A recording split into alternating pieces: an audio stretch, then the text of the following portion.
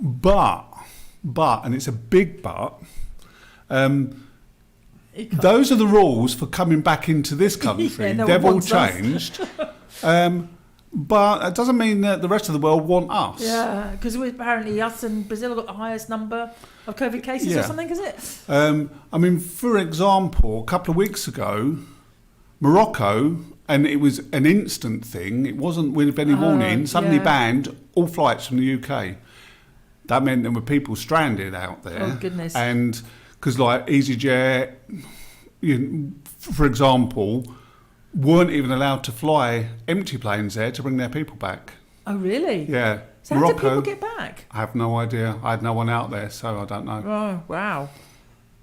Gosh, all right, yeah. So are there a lot of countries? So that could happen. Any country can do it. I mean, there are actually quite a lot of countries who don't want us. Oh, really? Ones that spring to mind are obviously Australia, New Zealand. We still not allowed to go out there. Japan. Don't even bother thinking about Japan because they don't want us, and really? It's blocked. All short-term travel, whether it be even for business, leisure, whatever, you can't go. Right, gosh. I had thought about that there might be countries that won't have us in, but I didn't realise it was quite so many. Well, there's countries that won't have us, full stop, and there's ones that the restrictions are sort of so difficult that really restraining. Europe, most of Europe is open to UK visitors. Russia, there's a lot of restrictions on entry to almost all foreign travellers. What about not Ukraine? Just UK. We're going to Ukraine in March. That's in March. A lot of, yeah. I mean, this is obviously as of today, but like Ukraine, arrival in Ukraine, you need to have proof of health insurance that covers COVID-19. Right. You also need to have proof that you've had at least one dose of COVID-19 vaccine, negative test, no older than 72 hours. Those staying longer than 72 hours need to take a test on arrival to avoid isolation. Right. Okay, so a lot of Europe is fine. Obviously, the USA is opening up again from the 8th. Yes, that's right. From next Monday, which is what a lot of people have been waiting for. Yeah, a lot of people want to go out there to see family and all kinds of things, aren't they? Yeah, there's still going to be various things that people need to do with regards to sort of tests and COVID and vaccine status, etc. Canada and Mexico are both open now. Central South America, Argentina closed to foreign tourists. Chile. Wow. Panama is quite a sort of a thing to get yourself in there. Honduras banned all visitors. Most of the others do let people in, but with restrictions. Now, Asia, like Bhutan, is totally closed. Brunei is very restricted. Flights between UK and China have all been suspended. Oh, wow. Hong Kong... Wrong way round. Hong Kong, all passenger flights from the UK are banned from landing in Hong Kong. And any UK visitors will be denied entry, if they come in from somewhere else. India, all scheduled flights are suspended with very limited amount of flights flying between India and UK. Indonesia, there's quite a lot of stuff in Indonesia. To enter Indonesia, you need to apply for a visitor or limited stay visa, which should include proof you are fully vaccinated, proof of travel insurance with a letter to say you will pay for your own treatment if you get the virus. Oh, my goodness. And proof that you have $1,500 by showing your last 3 months' bank statements. Oh, my word. Wow. I mean, I could be being very cynical here, but do you think that's the reason why ours has opened up? Because they know that we can't go to most of these places anyway. Say Japan, they specifically say you cannot enter Japan for short-term reasons such as business, tourism, or to visit family. Just can't go to Japan. Wow. But on the positive side, there are a lot of countries that people can go if they want to travel. I mean, are we seeing travel increasing? Yes. Yeah. But a lot of people have just sort of gone, it's all open again. Let's just do whatever we want. Yeah. And I know people have gone away and booked, and then they're contacting me saying, I don't know what to do now. Well, sorry, you should have booked through me. Yeah. It's been said for the last 18 months, book through a travel agent. Yeah. Because then all the help is there. Yeah, and we've got evidence of that. So we have. personally, yeah. All the help is there. And I did spend a lot of the last 18 months helping other people, but I haven't got time to now. I've got my own customers to help. Yeah. So if paying customers. Yeah, I mean, if anyone really does get stuck, of course I'll help them. I'm not that horrible. You're a nice person, Mike. You do that. But at the end of the day, people who can only do so much. Yeah. So, and people have then said to me, "All right, I need to check." I can't do anything. I can't get into your booking. No, that's true. If you booked it independently or with someone else, you go to whoever you booked it through and hope they will help you if you can get through on the phone or an email. Yeah. Hopefully things have eased up a little bit about that. But are there sort of special deals on at the moment, Mike? Are there some good things for people to look out for, or perhaps might be interested? I mean, the thing to do now. We've got our November marketing campaign is called "It's Time to Book." Right. Okay. Now, traditionally, peaks in the travel industry is January, February. Right. Yes. But okay. Forget that. If you try in January, February, you won't get anything. Right. And that's for next year, is it? Right. Oh yeah, and beyond, isn't it? But the reason to book now, there are some really great prices out there. Right. There are more options. There's a lot fewer restrictions. Winter's a great time to travel. Yeah. And there are fewer restrictions, particularly for coming back. Yes. So as long as now, you can get there, you can come back. Now is a good time absolutely. to book. But I mean, I'll give you an example. I was messaged by someone, and I've been trying to help them, who want to go away the very end of July, beginning of August next year, to a villa. They don't want car hire. They need it to be near things. They like to go and stay in a villa with a private pool, but be able to get to local restaurants, bars, beaches, things to see and do. Fair enough. I have gone through, I think, 12, 13 suppliers. I sent back 3 options to them. They said, well, where is their lovely villas? They're still not what we want. Right. So I've said, sorry. That's all there is. That's all. That is literally all there is. Because if you think about it, people didn't go away summer 2020 and it was all shoved on to summer 2021. There's no availability. And it's now been shoved from 2021 to 2022. Yeah. So the availability is not there.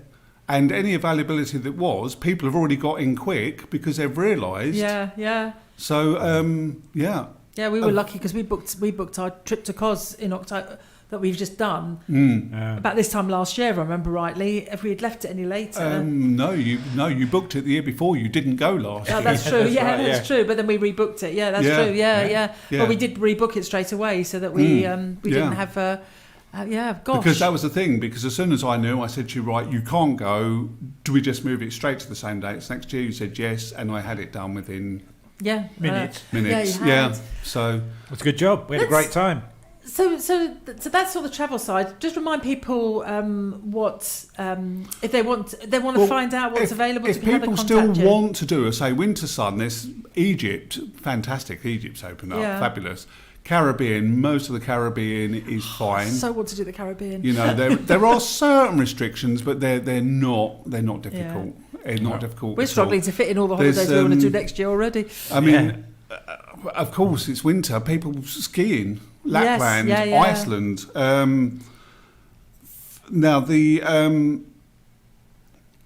what am I trying to say? The things that we're selling particularly well at the moment.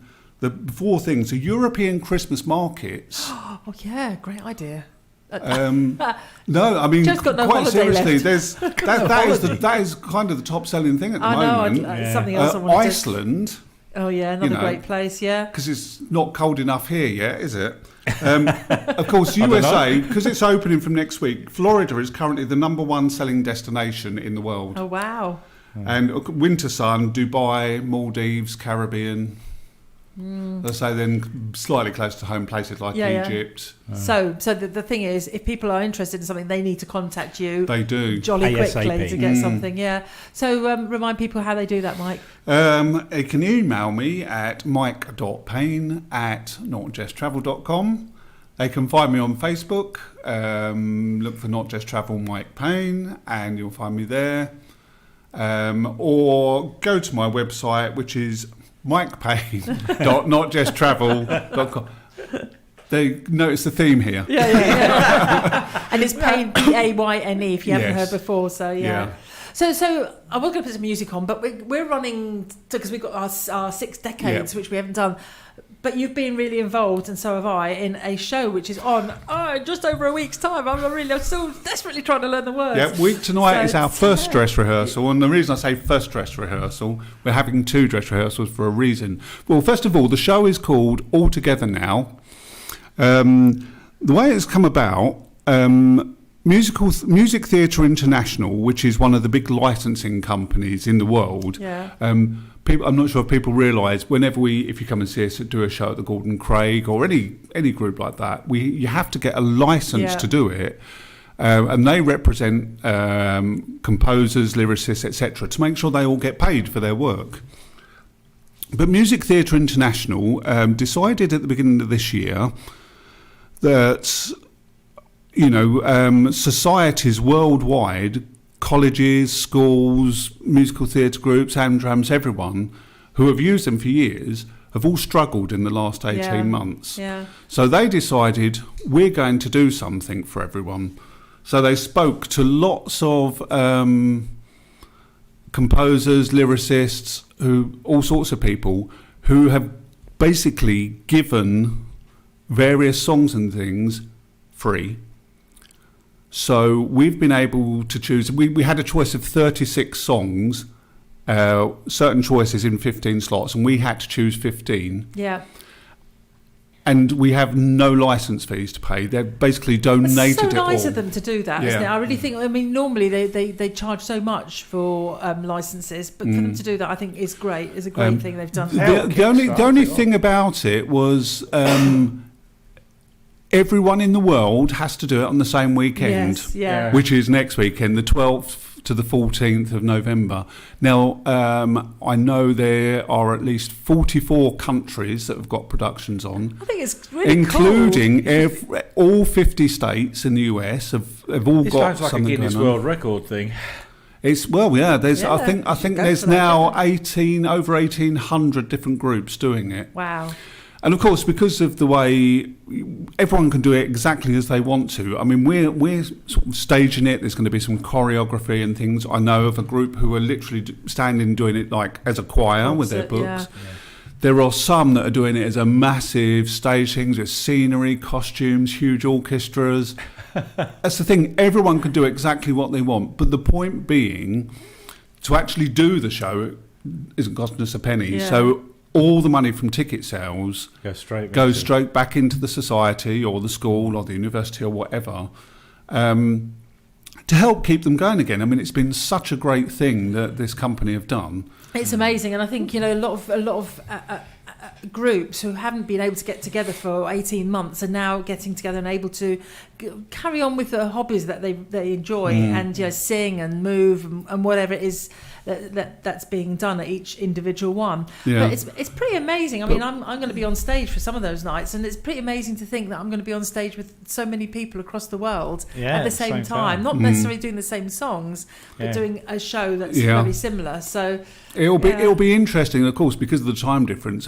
Australia and New Zealand will be doing the first ones. Yes. Yeah. And so it'll be interesting to be watching Facebook, for example, about the reactions to it, and then seeing it working its way across the world. Yeah. But the other nice thing about it is that what they've enabled is a society to do musical numbers that perhaps they might not have ever had the chance to do. That's the thing. There was a lot of choices. There was a lot of sort of the old traditional things like things from My Fair Lady, Fiddler on the Roof, those type of shows, Guys and Dolls. But I decided while I was going through the list, let's move away from that. Yeah. Audiences have heard those so many times. I've heard them, something a bit different. So there are some things in there. There's shows I've never heard of. Yes. Yeah. Which for you, Mike? I mean, you know loads of shows. The same here. There's an American musical called Junie B, the musical, which apparently it started off as a book and as a cartoon, and they've turned it into a musical, and it's basically kids. Yeah. And we've got adults being kids, which they're loving, I have to say. So we're doing this song called "Writing Down the Story of My Life" from Junie B, the musical. It's a really nice song, actually. But that's the thing, is I managed to listen to all 36 songs, and some of them became earworms, and this "Writing Down the Story of My Life" was definitely one of those. Yeah. So I thought, I'm putting it in the show. No one's heard it, but everyone will love it. Yeah. So we've got a great selection. Now, when I say we've got 2 dress rehearsals, what I did with the Lytton Players, when I looked at it, I thought, well, we could do, as we've got all weekend, we can do as many as we want. Yeah. If I double cast everything, so all the solos, there's 2 people singing the solos at different performances. It gives more people a chance to be involved and to perform a solo, a duet, a small group, whatever. Yeah. So it's doubled it up, and of course that doubles up the ticket sales. We hope. So I was quite if you're crafty. listening, we'd like you to still come. Yeah, I was quite crafty because there's a song called "Astonishing" from the musical of Little Women. Yeah. Now we've got sisters in the cast, so I double cast the sisters, so their mum has to come twice so she can see both daughters. I think she normally comes twice. But anyway. she normally comes. Well, actually, she's coming 4 times. Yeah. Now, performance-wise, we're performing on Friday evening at 8:00. On Saturday the 13th, we're doing a 2 p.m, a 5 p.m, and an 8 p.m. show. And then on Sunday the 14th, we're doing a 3 p.m. and a 7 p.m. show. Tickets are £10, £8 concessions on certain performances, and it'd just be great to really fill it up. Yeah. We decided rather than putting out our rake seating, doing that, we've got tables, so the tables will be slightly more separate, and people can grab a drink from our licensed bar and take that in with them, sit and enjoy the show. And it really is a fabulous show, actually. Looking forward to it. The songs we've chosen, I think, are a great selection of songs. Yeah, they are. And so just the fact that we're part of this truly global event, it's a bit special. It is very special, and I'm really excited to do it. And if people are interested in tickets, look up Stevenage Lytton Players, and on their website you'll be able to go directly and get yourself your tickets. But please come along, we'd love to. I'm going to play one of the songs from the show, and you can talk a bit more about it afterwards. All right. So this one's called "Spread the Love." It's from Sister Act, which a lot of people will recognise from they probably will have heard it. I'm sure they will have heard it. So enjoy this one, and then Mike's got a little bit more news around this one afterwards. All things being even, here's what I believe in. Nothing matters more than love.